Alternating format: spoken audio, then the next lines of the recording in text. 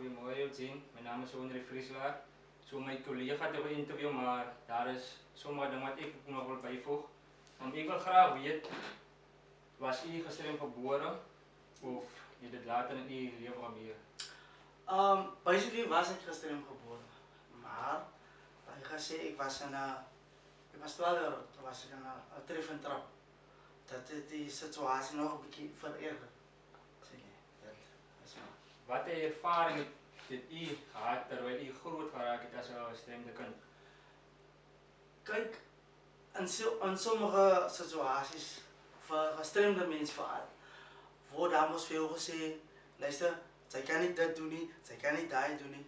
Maar door mijn ouders, als ik die in die leven ingezoet.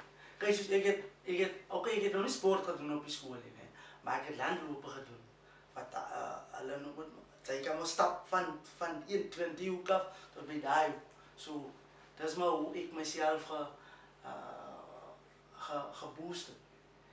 En als een gestremde persoon is het baie van kardinale belang. Zij moet jezelf motiveren. You have to. Als baie daar wanneer ik opsta met de, nee man, ik is heel les voor die pisserij. Maar dan zeg ik mezelf, nee man, you can do this. Even a able-bodied person, hij moet elke ochtend van zichzelf zeggen, maak je zak wat rondom hem aangaan.